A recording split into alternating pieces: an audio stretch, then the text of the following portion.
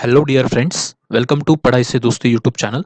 In today's video session, we are going to discuss about the brief analysis of Department of Atomic Energy's Junior Purchase Assistant and Junior Storekeepers Level 2 exams. That is a descriptive type of test. Okay, so it is a question booklet for level 2. Okay, so ये जो exam है दोस्तों, ये 28 फरवरी को conduct किया गया था, 28 फरवरी 2021 को। 100 मार्क का ये एग्ज़ाम है और इसका जो टाइम है अलॉटेड वो है 3 घंटे का। ओके, तो डिस्क्रिप्टिव टेस्ट है लेवल 2 का। ओके, सो यहाँ पे कुछ इंस्ट्रक्शन दी हुई है। जब भी आप ऐसा डिस्क्रिप्टिव पेपर लिखते हो, किसी भी ऐसे इम्पोर्टेंट गवर्नमेंट वैकेंसीज आती है, तो ये पहला रीड कर लिया करो। बहुत सारे इम्पोर्टेंट चीज़ें यहाँ पे दी होती है, जैसे कि ये पेपर लिखते वक्त आपको कोई भी सप्लीमेंट एक्स्ट्रा नहीं मिलेगी। जितने पेजेस उन्होंने प्रोवाइड किए उतने पेजेस में ही आपको पूरे 13 क्वेश्चंस लिखने थे। ओके, तो उस हिसाब से आपको आपके आंसर्स, उसकी लेंथ कितनी होनी चाहिए, कितने स्पेस में वो बैठने चाहिए, तो ये सारी चीज़ें देखनी थी। ओके, तो ये 16 पेजेस का बुकलेट था, लेकिन फर्स्ट पेज और उसके बैक वाला जो पेज था वो 2 पेजेस पे लिखना अलाउड नहीं था, तो एक्चुअली आपके पास 14 ही पेज थे। ओके, सो उस तरीके से आपको ये मैनेज करना होता है। चलो देखते हैं पहला question. So there is a first question from this English descriptive test, level 2 test. Okay, so you have to write on any one topic in 1000 word. ऐसे लिखना है आपको 1000 वर्ड्स में। कोई भी टॉपिक आपको चूज करना है 20 मार्क के लिए। Okay, so first topic is role of agriculture in national development in India. Okay, और दूसरा टॉपिक है डिग्निटी ऑफ लेबर। तो इसका एक मतलब मैं बता देता हूँ हिंदी में। बहुत सारे बच्चों को ये भी समस्या होती है कभी कभी कि अच्छे से वो सभी वर्ड्स के मीनिंग नहीं समझ पाते। Okay, so role of agriculture in national development in India, तो हमारा जो खेती है या कृषि क्षेत्र है, इसका नेशनल डेवलपमेंट है, राष्ट्रीय विकास में क्या रोल रहा है अब तक, वो आपको एक्सप्लेन करना है 1000 शब्दों में, 20 मार्क के लिए। और दूसरा है डिग्निटी ऑफ लेबर। जो हमारे मजदूर है, तो उनकी डिग्निटी मतलब उनका जो रिस्पेक्ट है, उनकी जो एक क्या बोल सकते हैं हम हिंदी में उसको, उनके जो काम के लिए जो वैल्यू है, श्रम प्रतिष्ठा हम जैसे बोलते हैं, so that is a dignity of labour. वो कैसे मेंटेन की जा सकती है, या वो किस तरीके से उसके मतलब पूरी हिस्ट्री रही है, उसके बारे में किस तरीके से डेवलपमेंट हो रहे हैं, तो इसके बारे में आपको लिखना है डिग्निटी ऑफ लेबर में। ओके, उसके रिलेटेड बहुत सारे पॉइंट आएंगे, वो हम डिस्कस करेंगे। ओके, तो पहले ऐसे के बारे में थोड़ा सा मैं आपको बताना चाहता हूँ कि जब भी कोई ऐसा डिस्क्रिप्टिव टेस्ट होता है किसी भी गवर्नमेंट पोस्ट के लिए, तो जो भी ऐसे वहाँ पे पूछा जाता है, तो उनको एक जो भी एस्पिरेंट होता है उनको इस तरीके के एक एक्सपेक्टेशन रहते हैं कि that essay should be short and crisp. Okay, उसमें जो भी वर्ड्स है सिंपल हो, सेंटेंस फॉर्मेशन अच्छा हो, ग्रामेटिकल एरर ना हो, और जो भी उस टॉपिक के अलग अलग पॉइंट ऑफ व्यू है उससे पूरा लेस हो। ओके, सपोज कोई पॉलिटिकल एंगल है, कोई सोशल एंगल है, इकोनॉमिक एंगल है, तो इस तरीके के अलग अलग जो भी एस्पेक्ट है उस पर्टिकुलर टॉपिक के बारे में, वो उस ऐसे में हो। तो इस तरीके से हमको ऐसे लिखना होता है। तो इसके बारे में मैं आपको एक छोटा सा हिंट बताऊंगा। बहुत सारे बच्चे करते भी होंगे। ओके, उसे ब्रेन स्टॉर्मिंग बोला जाता है। Okay, brain storming. तो जब भी आपके हाथ में पेपर आता है या आपको ऐसे लिखना होता है, तो पहले थोड़ा सा एक बार शांत बैठो। ओके, वो टॉपिक 2 बार पढ़ो। उसका जो भी अभी पहला टॉपिक क्या था हमारा, role of agriculture in national development of India. Okay, तो आपको 5 मिनट निकालने हैं, जो भी टॉपिक आपने चूज़ किया उस टॉपिक के लिए आपको 5 मिनट निकालने हैं, और उस टॉपिक के बारे में आपको सोचना है कि कौन-कौन से पॉइंट मैं इसमें ऐड कर सकता हूँ, किस सीक्वेंस में मुझे वो ऐसे में लिखने हैं। ओके, तो ये सारे पॉइंट आप सोच के लिख सकते हो। तो यहाँ पे देखो, मैंने ये ब्रेनस्टॉर्मिंग सेशन के दौरान मतलब जो भी 5 मिनट मैंने दिए थे उसमें इस तरीके से कुछ वर्कआउट किया था, और इसके आधार पे फिर हम ऐसे लिख सकते हैं। तो क्या होता है कि ऐसे प्रॉपर स्ट्रक्चर में हम लिख पाते हैं, उसका फ्लो मेंटेन रहता है और ज़्यादा से ज़्यादा मार्क हम फेच कर पाते हैं। ओके, तो देखो अभी एग्रीकल्चर के बारे में जब भी हम सोचते हैं, तो हमें क्या याद आता है कि जो हमारे एक्स प्राइम मिनिस्टर थे लाल बहादुर शास्त्री, उनका एक नारा था, जय जवान जय किसान। ओके, तो ये हमें याद आता है। उसके बाद जब भी हम एग्रीकल्चर के बारे में सोचते हैं, तो हम पूरे मतलब छत्रपति शिवाजी महाराज के जो आज्ञा पत्र थे, उनके आज्ञा पत्र से लेके हमारे जो फ्रीडम फाइटर थे, तो वहाँ तक जितने भी हमारे बड़े लीडर्स हुए ना, एग्रीकल्चर के बारे में उनका भी कोई ना कोई योगदान रहा है। ओके। और जो भी हमारा कृषि क्षेत्र है उसका हमारे इकोनॉमी में भी बहुत ज़्यादा योगदान रहा है। तो उसके वजह से क्या-क्या डेवलपमेंट हुआ है हमारे देश में, तो ये सारे चीज़ें आपको लिखनी है। सबसे पहले क्या है कि देखो, जब हमारा देश आज़ाद हुआ था तब हमारे पास जो अन्न-धान्य था, मतलब जो भी खेती-बाड़ी होती थी वो इतनी डेवलप नहीं थी। जितनी हमारी पॉपुलेशन थी उसका हम पेट भर सके इतना भी अनाज हमारे पास नहीं था। तो यूएसए का एक स्कीम था, पीएल 480 नाम था उसका, पब्लिक लॉ 480, उसके तहत वो वहाँ पे जो सुअर खाते थे वो वाला गेहूँ हमें बेचते थे। इतनी बुरी कंडीशन थी इंडिया की। So India don't have its own food security after it's independence in 1947। सो सबसे बड़ा योगदान कृषि क्षेत्र का इंडिया के डेवलपमेंट में कुछ हुआ है, तो वो है हमारी फूड सिक्योरिटी और हमारी सेल्फ सफिशिएंसी। ओके, तो ये मैंने सिर्फ यहाँ पे पॉइंट नोट डाउन किया क्योंकि मुझे ये हिस्ट्री पता थी और मैं ये लिखना चाहता था, क्योंकि एग्रीकल्चर सेक्टर का अगर आपको इम्पोर्टेंस हाईलाइट करना है तो आपको इस तरीके के जो फैक्ट है या इस तरीके के जो इंसिडेंट है जो हमारी हिस्ट्री में हुए, जो कि दर्शाते हैं कि एग्रीकल्चर सेक्टर हमारे नेशनल डेवलपमेंट में क्यों ज़रूरी है, तो वो आपको पॉइंट लिखने हैं। तो उसमें से एक पॉइंट था कि after independence India don't have its own food self sufficiency and food security, and India is getting wheat from USA under the scheme PL 480। USA का ये लॉ है, पब्लिक लॉ 480। मतलब यूएसए का कैसा था कि वो बड़प्पन दिखाना चाहते थे उनका। ओके, वर्ल्ड में जितने भी ऐसे नए नए देश उभरे थे वर्ल्ड वॉर टू के बाद, तो यूएसए उनको एक फूड सप्लाई बेचता था। Okay, as a humanitarian ground, but उसकी जो क्वालिटी थी बहुत डिग्रेडेड थी। इंडिया को मतलब बहुत ह्यूमिलिएशन झेलनी पड़ी थी उस समय।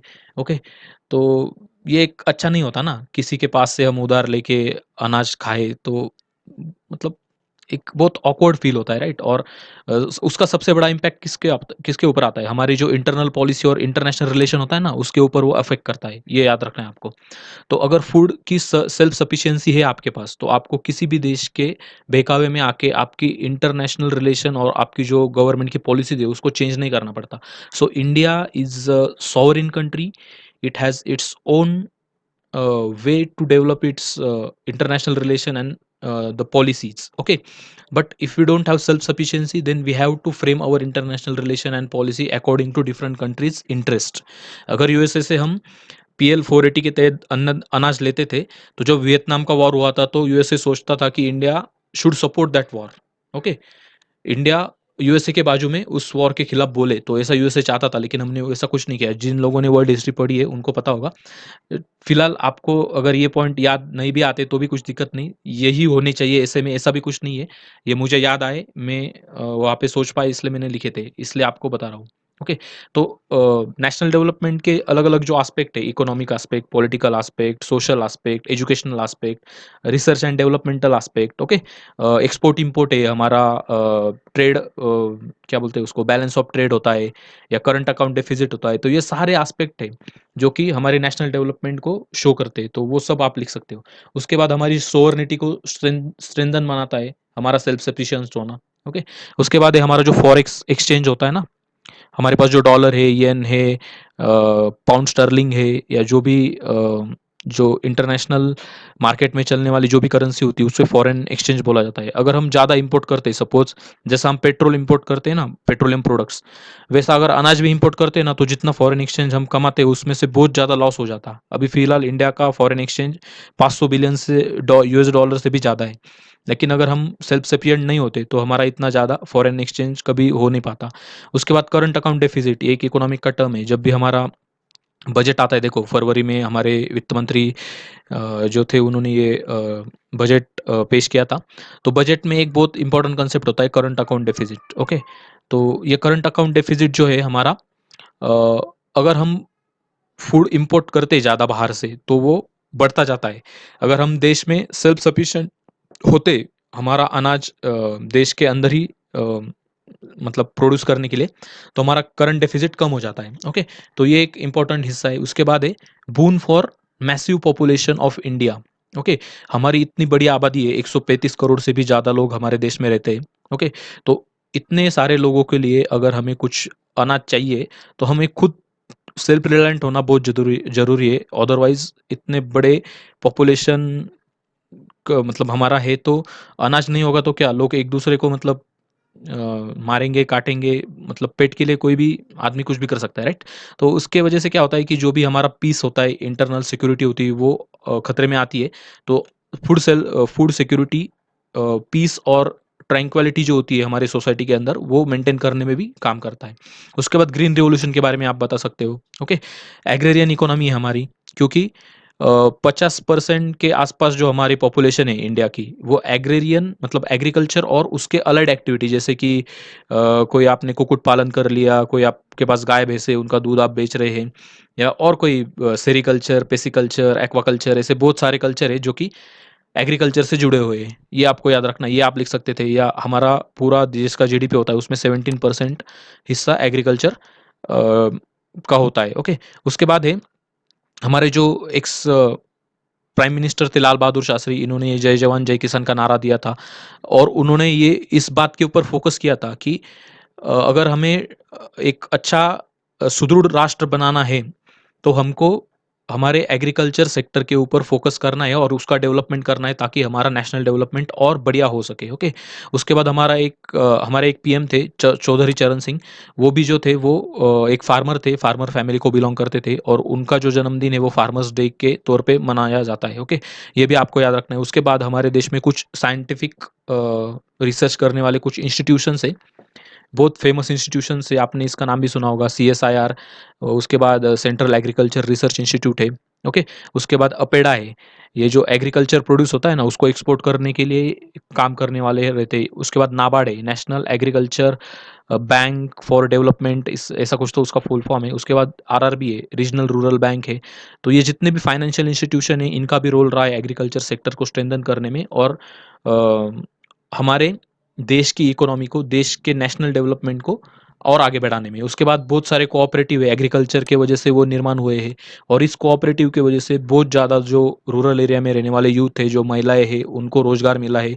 उनका एक, हम बोलते हैं ना, वुमन एम्पावरमेंट, या उस तरीके का एक जो पूरा एक रूरल एरिया का डेवलपमेंट है, वो हो सकता है एग्रीकल्चर अगर डेवलप अच्छे से होता है तो।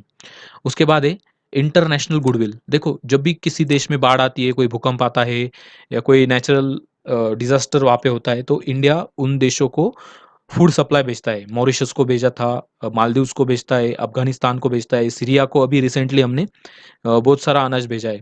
ओके, तो इस तरीके के अलग अलग international operation India carry out करता है। तो उसके वजह से इंडिया के बारे में जो भी गुडविल है, लोगों के मन में जो भी रिस्पेक्ट है, आप अगर आप अफ्रीका में जाओगे, तो अफ्रीका में कितने भी ऐसे देश है कि जिनको इंडिया फूड सप्लाई प्रोवाइड करता है। वहाँ पे अगर कोई सिविल वॉर चल रहा है, या कोई नेचुरल विपदा वहाँ पे आ गई, तो इंडिया उन लोगों को फूड सप्लाई भेजता है। तो उसके वजह से हमारा इंटरनेशनल गुडविल बढ़ता है। इंडिया का जो इंटरनेशनल स्टेचर है, इंटरनेशनल जो रेपुटेशन है, वो बढ़ता है। ओके, तो इस तरीके के बहुत सारे आप पॉइंट इसमें ऐड कर सकते हो। आपको 1000 वर्ड्स में उसका एक पूरा ब्यौरा देना था। अगर इसमें से आपने जितने भी पॉइंट हमने डिस्कस किए, इसके अलावा भी और बहुत सारे पॉइंट हो सकते हैं, क्योंकि ये सब्जेक्टिव पेपर है। हर एक कैंडिडेट की थिंकिंग अलग होती है सोचने की, उसके पास और नए एंगल भी हो सकते हैं। जितने यहाँ पे डिस्कस किए, इससे अलावा भी आपके पास भी बहुत सारे पॉइंट हो सकते हैं। जरूर आप कमेंट सेक्शन में बता सकते हैं, ताकि और भी बच्चों को मतलब पता चले कि और कौन-कौन से पहलू है इस सब्जेक्ट के बारे में हम लिख सकते हैं, राइट? उसके बाद spheres of national development. Spheres मतलब क्या होते हैं? देखो, अलग-अलग सेक्टर होते हैं ना, जैसा हमारा अगर इकोनॉमी के सेक्टर देखेंगे, तो primary sector, secondary sector, tertiary sector, quaternary sector और क्वीनरी सेक्टर होता है। उसके बाद अगर हम एजुकेशन के मामले में देखें, तो अलग-अलग टाइप की यूनिवर्सिटीज़ होते हैं, उसमें अलग-अलग स्पेशलाइज़ेशन होते हैं। तो एग्रीकल्चर का उन चीज़ों में क्या रोल है, वो भी आप बता सकते हो। देखो, इंडिया को हम मैन्युफैक्चरिंग हब बनाना चाहते हैं। मेक इन इंडिया का जो कैम्पेन है, वो हमारे देश में बहुत ज़ोरों-शोरों से चल रहा है अभी। आत्मनिर्भर भारत हम बनाना चाहते हैं, तो उसके लिए एग्रीकल्चर में हमको सेल्फ सफिशिएंट होना बहुत ज़्यादा ज़रूरी है। सो टू बिकेम आत्मनिर्भर, we need the self sufficiency in agriculture sector. Then and then only we can able to develop the secondary sector of our country, means the industrial sector. Industry, suppose कोई cotton mill है, sugar mill है, या कोई rubber से कोई जूते बनाने वाली, टायर बनाने वाली कोई फैक्ट्री है, तो उसमें जो रॉ मटेरियल होता है, वो कहाँ से आता है? एग्रीकल्चर सेक्टर से ही आता है। कोई डेयरी है बड़ी सी, अमूल जैसी कोऑपरेटिव है बड़ा सा, एशिया का सबसे बड़ा कोऑपरेटिव माना जाता है अमूल को भी। ओके, तो इतना बड़ा कोऑपरेटिव है, बहुत सारे देशों में उसके प्रोडक्ट एक्सपोर्ट होते हैं, बहुत सारे किसानों को, बहुत सारे मजदूरों को उसकी वजह से काम मिलता है। हमारे कंट्री को फॉरेन एक्सचेंज रिजर्व है जो मिलता है, हमारा करंट अकाउंट डेफिसिट कम होता है उसकी वजह से। तो ये सारे पॉइंट आप अच्छे तरीके से उस ऐसे में लिख सकते हो। ओके, तो दोस्तों मुझे आशा है कि ये बात आपको क्लियर हो गई होगी कि ब्रेनस्टॉर्मिंग का कितना फ़ायदा होता है। ओके, आप इसके बाद भी कोई भी अगर एग्ज़ाम दे रहे हो उसमें ऐसा अगर ऐसे आपको लिखना है तो ये प्रैक्टिस आप फॉलो कर सकते हो। बहुत सारे बच्चे करते भी होंगे। और अब आपके पास इतने सारे पॉइंट है तो उसको किस सीक्वेंस में लिखना है ये आपकी सोच है। आपको सिर्फ वो जो आप ऐसे लिख रहे हो उसका एक फ्लो मेंटेन करना है। ओके, अगला एक टॉपिक हम देखते हैं यहाँ पर, डिग्निटी ऑफ लेबर। तो जो श्रम प्रतिष्ठा है देखो, वो हमें स्कूल स्कूल में भी सिखाई जाती है, right. Earn and learn scheme होती है देखो स्कूल में, कमवा अनिशिका, ऐसा उसमें महाराष्ट्र में बोलते हैं। अलग अलग राज्यों में उसको और अलग अलग नाम होंगे, राइट। सो ये श्रम प्रतिष्ठा जो होती है, डिग्निटी फॉर लेबर, ओके, ये बहुत इंपॉर्टेंट है।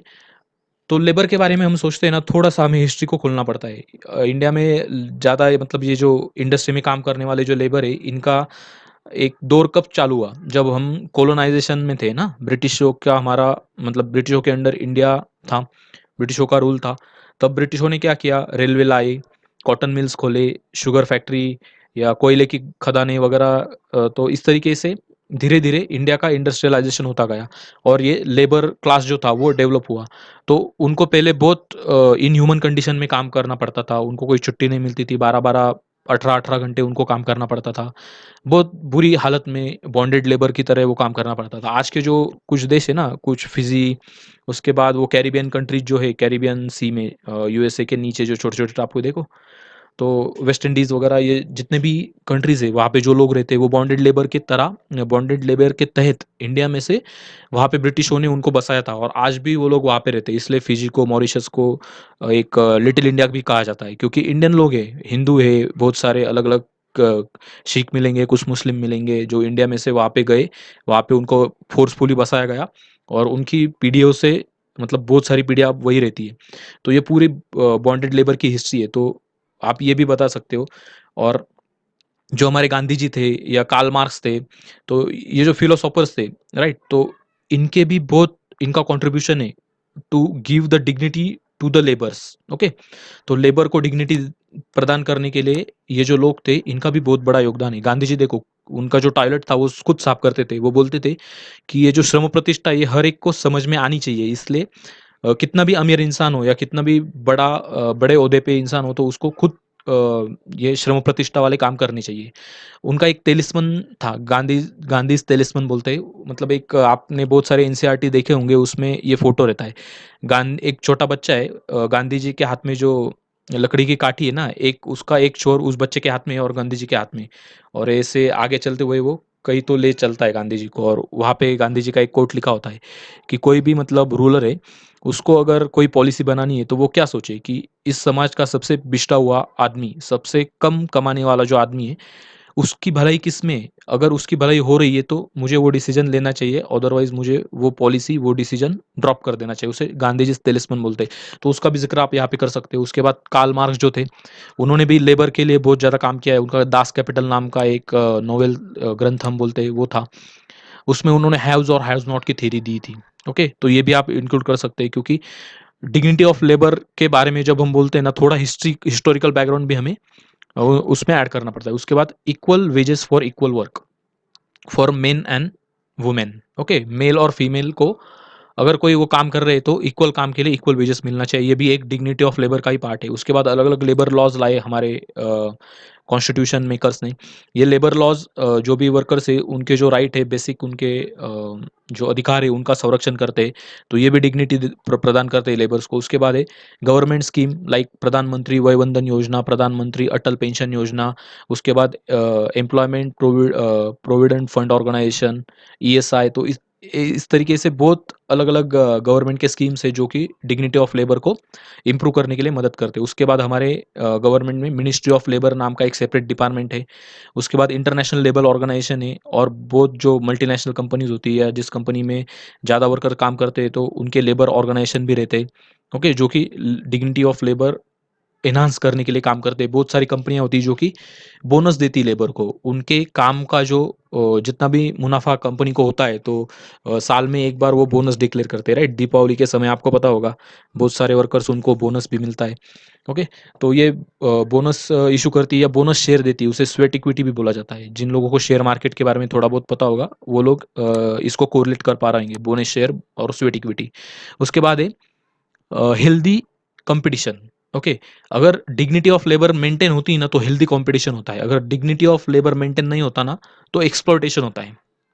ओके, तो ये भी आप इसका जिक्र कर सकते हो। उसके बाद क्या है, जो भी मैनेजमेंट होता है या लेबर का मोरल इंक्रीज करना है, अगर हमें एक्सपोर्ट बढ़ाना है अपने कंट्री का, या प्रोडक्टिविटी बढ़ानी है किसी भी फैक्ट्री में, तो उसका मैनेजमेंट अच्छा होना चाहिए। वहाँ पे मोरल, जो लेबर है उनका मोरल अच्छा होना चाहिए, वो मोटिवेटेड रहनी चाहिए काम करने के लिए।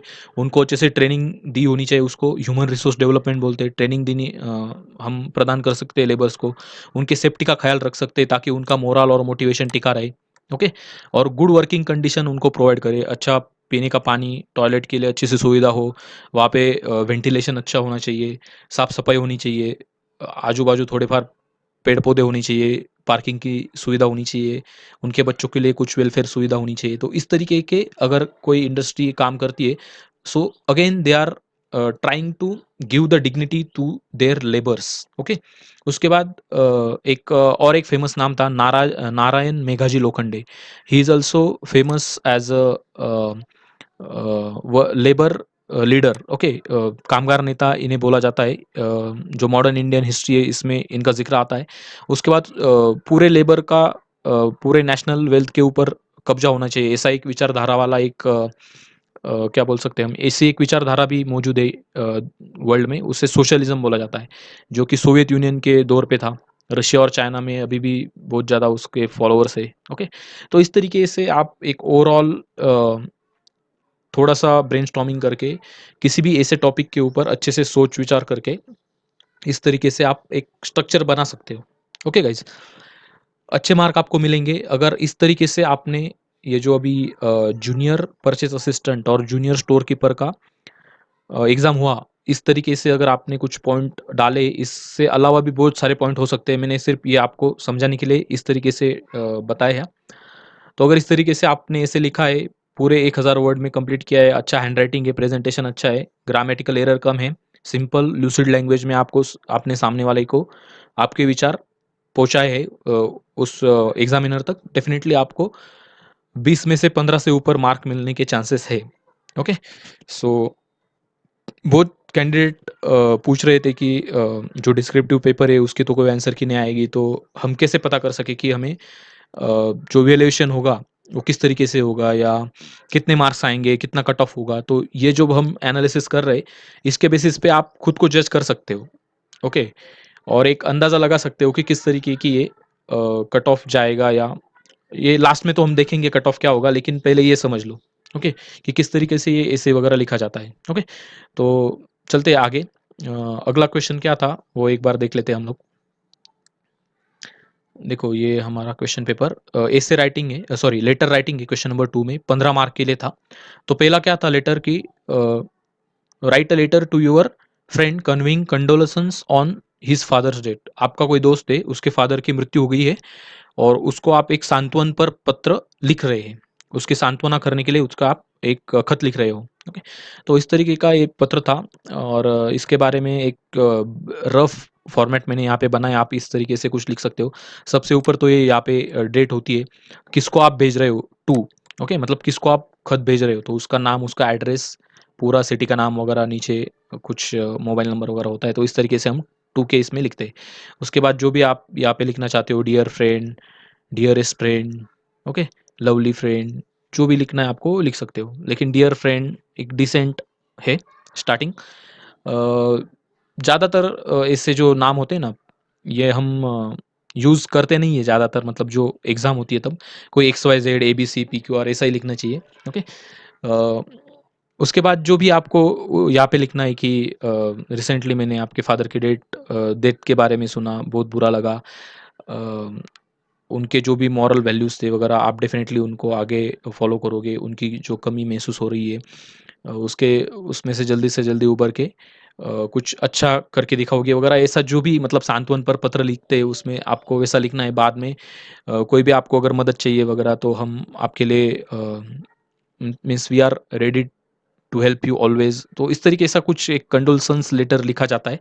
और नीचे भगवान आपके पिता की आत्मा को शांति दे और इस दुख में से उबरने के लिए आपके फैमिली को एक शक्ति दे। आप आपके मन को खंबीर बनाएं और इस तरीके से उनको भविष्य की अच्छी जर्नी के लिए आपको शुभकामनाएं देनी होती है। और नीचे गॉड ब्लेस यू वगैरह इस तरीके का एक पूरा उसका एक मायना रहता है। ओके, एक देखो अब ये सब्जेक्टिव लेटर राइटिंग एक सब्जेक्टिव है ना, हर एक कैंडिडेट का सोचने का तरीका अलग होता है, तो उस तरीके से ये आपको मायना लिखना है। नीचे योर बेस्ट फ्रेंड, जो भी आपका नाम सिग्नेचर जो भी आपको यहाँ पे मतलब होता है वो इस तरीके से लिखना होता है। फ्रॉम, किसने लेटर भेजा है तो उसका नाम पता जो भी है वो यहाँ पे लिखा जाता है। तो इस तरीके का ये लेटर राइटिंग होता है। इसे हम इनफॉर्मल लेटर बोलते हैं ना, इनफॉर्मल लेटर। ये कुछ ऐसा फॉर्मेलिटी नहीं है, आपका दोस्त है, इनफॉर्मली आप उसको एक समझा रहे हो उसके फादर की डेथ के बाद कि आपको फिर से जीवन में खड़ा रहना है, कुछ आगे करके दिखाना है। ओके, तो इस तरीके का एक कंडोलेंस लेटर था। उसके बाद है फॉर्मल लेटर। फॉर्मल मतलब क्या, कोई इंटरव्यू के लिए आपको लेटर लिखना है, या कोई कंपनी में जॉब के लिए आपको अप्लाई करना है उसके लिए लेटर लिखना है, या कोई बिजनेस रिलेटेड लेटर लिखना है, या कोई ऑर्डर परचेस करना है किसी क्या बोलते हैं रॉ मटेरियल के लिए वगैरह। बहुत टाइप के लेटर होते हैं फॉर्मल में, बहुत सारे सब टाइप आते हैं। तो उसमें से एक है letter to book seller to demand some books. Okay, तो इस तरीके का एक आपको लेटर लिखना था। तो यहाँ पे डेट आएगी, यहाँ पे टू मतलब जो भी बुक सेलर है बुक डेपो है उसका आपको यहाँ पे नाम लिखना है, एड्रेस वगैरह सब कुछ लिखना है। एबीसी बुक डेपो उसका एड्रेस वगैरह जो पिन कोड वगैरह डालना चाहते हैं। सब्जेक्ट इंपॉर्टेंट होता है, देखो जो फॉर्मल लेटर जब हम लिखते हैं उसमें सब्जेक्ट इंपॉर्टेंट होता है। सब्जेक्ट में आप एक अच्छा सा शॉर्ट में एक ही लाइन में आपको सामने वाले बंदे को बताना है कि ये लेटर में क्या लिखा है आपने। सपोज मुझे मेरे बॉस को लेटर लिखना है और मैं चाहता हूँ कि मुझे 3 दिन की छुट्टी चाहिए, मेरे फैमिली में कुछ फंक्शन है। So that is formal letter to my boss whichever I am writing to him. Okay, तो मैं लिखूंगा application for 3 days leave for so and so purpose. Okay, तो इस तरीके का ये लेटर होता है। अब इस लेटर में हमारा सब्जेक्ट क्या रहेगा, regarding order of new releases newly release books of political science, या जो भी आप लिखना चाहते हो regarding the order of new release book, और जो भी मतलब जिस तरीके से आप ये फ्रेम करना चाहते हो कर सकते हो। हेलो सर मैडम, जो भी आप यहाँ पे लिखना चाहते हो, रिस्पेक्टेड सर मैडम वगैरह, ये जब हमसे हायर अथॉरिटी होती तब लिखते, कोई कस्टमर वगैरह हो या कोई हमारा वेंडर हो तो hello sir hello madam decent होता है। तो फिर आपको यहाँ पे लिखना है कि आपके उसके साथ कस्टमर रिलेशंस वगैरह कैसे, इस तरीके से हमारे टाइज है। और हम चाहते हैं कि जो भी नए पब्लिश अवे बुक्स हुए उनको आप हमें भेज दें कुरियर से। तो इस तरीके का जो भी मायना आप यहाँ पे लिखना चाहते हैं लिख सकते हो। नीचे थैंक यू लिखना है आपको। डिटेल्स ऑफ बुक, आपको जो भी रॉ मटेरियल जो भी बुक्स उनसे मंगवाने हैं उसकी लिस्ट देनी है आपको, सीरियल नंबर, बुक का टाइटल, ऑथर और पब्लिकेशन, किस पब्लिशर ने उस बुक को पब्लिश किया है। तो इस तरीके से छोटा सा टेबल बना के आप लिख सकते हो। यूअर्स डिलाइट कस्टमर, देखो अभी ये आपने ज़्यादा पढ़ा नहीं होगा कहीं पे, यूअर्स फेथफुली यूअर्स ओबीडियंटली वगैरह ऐसा लिखते हैं बहुत सारे बच्चे, लेकिन वो किसको लिखना होता है, जो हमसे हायर अथॉरिटी होता है ना, टीचर को अगर लिख रहे हो आप, किसी ऑफिसर को लिख रहे हो, या किसी बॉस को लिख रहे हो, आपका जो सुपीरियर होता है ना सीनियर उसको लिख रहे हो तो यूअर्स फेथफुली यूअर्स ओबीडियंटली लिखते।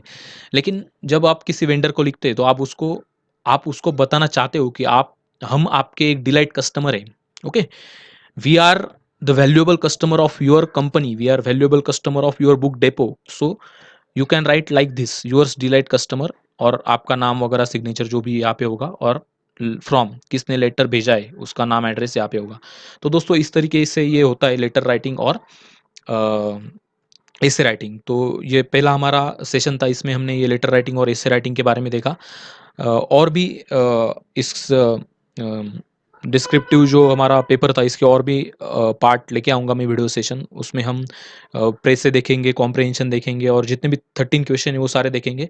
तो दोस्तों I hope it you like this particular video session and you got the idea about how to write a perfect I not perfect exactly but एक डिसेंट ऐसे कैसे लिखते हैं, तो उस बारे में आपको एक आइडिया आ गया होगा, क्योंकि कोई भी ऐसे परफेक्ट होता नहीं है और किसी को आप इनपरफेक्ट भी नहीं कह सकते, क्योंकि हर एक कैंडिडेट का सोचने का तरीका और हर एक एग्जामिनर का एक चेक करने का जो पॉइंट ऑफ व्यू होता है अलग-अलग होता है। उनके पास सिर्फ़ ब्रॉड कुछ पॉइंट्स होते हैं, उतने पॉइंट्स उनको ऐसे में दिख गए, तो वो मार्क दे देते हैं। ग्रामेटिकल एरर वगैरह कम हो, आपका हैंडराइटिंग उनको अच्छे से समझ में आना चाहिए, बेसिक रूल्स अगर आप फ़ॉलो करते हो तो अच्छे मार्क मिल जाते हैं। तो दोस्तों जुड़े रहिएगा इस वीडियो सीरीज़ के साथ। अगले वीडियो सीरीज़ में हम प्रेसे और रीडिंग कॉम्प्रिहेंशन देखेंगे और अगले जितने भी 13 क्वेश्चंस थे अलग-अलग वो सबके आंसर मैं आपको बताऊँगा। अगर इसमें आपको कोई पॉइंट ऐड करना आप चाहते हो, कोई पॉइंट अगर मैंने मिस कर दिए वो आप बताना चाहते हो तो डेफ़िनेटली कमेंट सेक्शन में बता सकते हो। वीडियो अच्छा लगता है तो लाइक और आपके दोस्तों के साथ शेयर करना मत भूलिएगा और ऐसे वीडियो के लिए चैनल को सब्सक्राइब भी करिए, हमारा मोटिवेशन बढ़ाए। धन्यवाद, मिलते हैं हमारे अगले वीडियो में।